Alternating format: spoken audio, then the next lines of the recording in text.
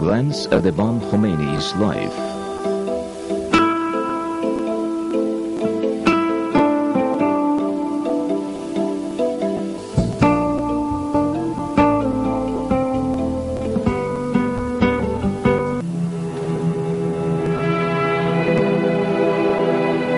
Sayyid Ruhollah Khomeini, leader of the Islamic Revolution and founder of the Islamic Republic of Iran, was born on September 23, 1902, to a religious family in Khomein in central Iran.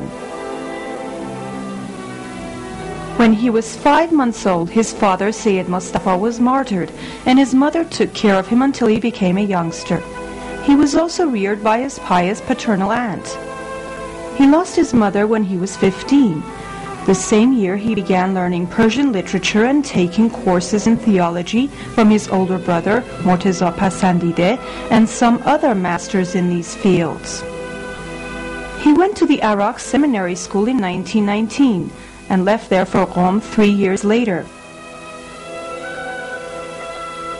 Qom was famous for its seminary school, and there he achieved great success in his study of theology, and was educated in the advanced levels of theology by prominent masters.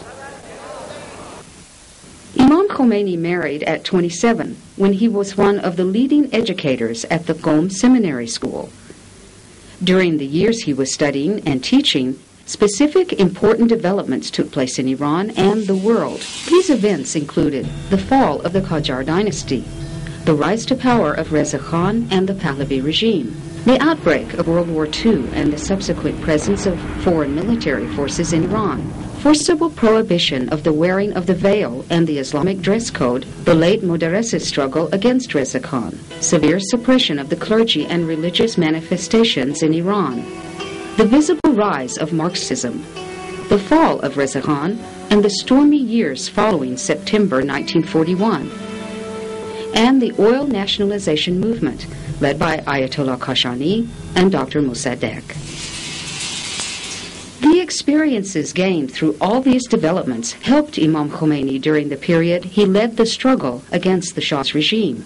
The salient event which marked the beginning of Imam Khomeini's leadership was the bloody uprising of June 5, 1963, that was harshly suppressed by the Shah's regime.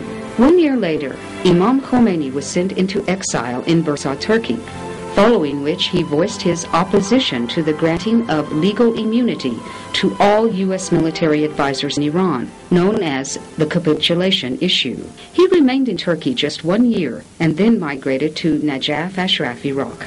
His 13-year residence in Najaf is considered one of the most important periods of his life.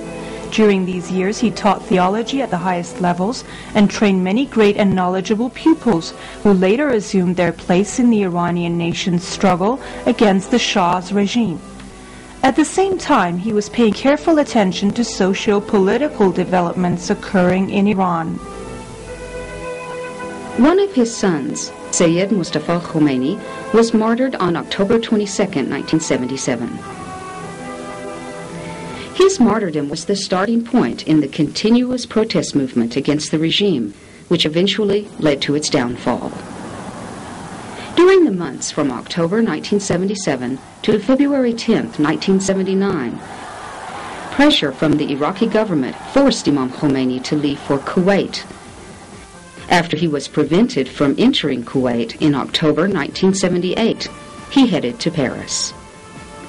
From Paris, he led the great Iranian national revolution.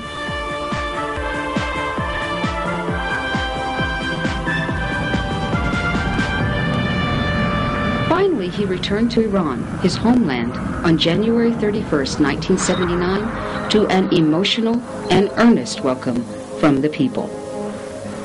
10 days later, on February 10, 1979, after the collapse of the ruling regime, he established the Islamic Republic of Iran by the people's vote.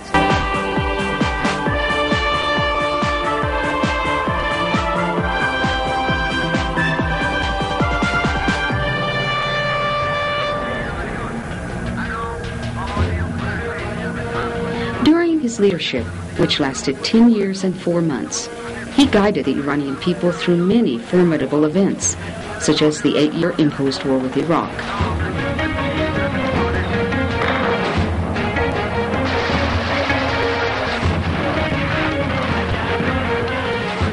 Imam Khomeini is the greatest cultural character, not only in contemporary Iran, but also in the region and Islamic nations. Mainly, Imam Khomeini is known as the leader of the greatest popular revolution of the 20th century and the founder of the Islamic Republic of Iran. But he dealt with politics as much as necessary, as he deemed it his duty.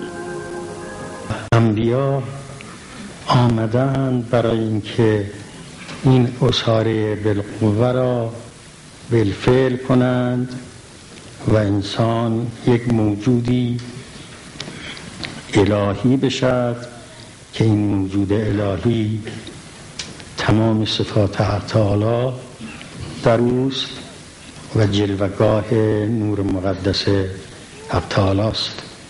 In today's Iran, democracy is interpreted as the major element in the country's political life, and people will reject anyone who disregards their freedom. All these improvements in the social arena have been obtained through this great man's efforts. At the end of this section, another aspect of Imam Khomeini's personality should be mentioned, which involves his role in the revival of Islamic thinking and Muslim nations. Anyone who wishes to study the contemporary history of Muslim nations should first explore the impact of Imam Khomeini's thoughts and actions on them. Imam Khomeini never assimilated Islamic thoughts with nationalism. To him, the Islamic Ummah, or nation, was an objective entity, and he frequently spoke of the problems facing this nation and the solutions for them. His simple words were very effective, and he expressed the most important messages in uncomplicated terms. He paid careful attention to his religious duties and practices, and political affairs did not prevent him from observing his religious and mystical prayers. Nothing could make him upset and angry, except violations of religious commandments. His decision about Salman Rushdie showed his religious perseverance.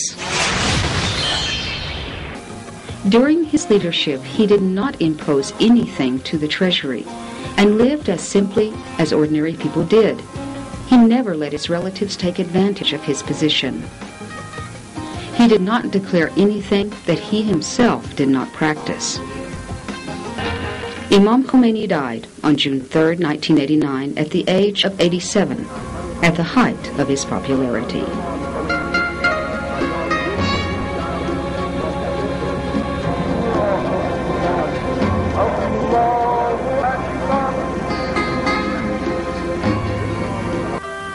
It is the God he loved throughout his life, and for whose sake he tolerated many difficulties, and he was highly eager to meet with his God.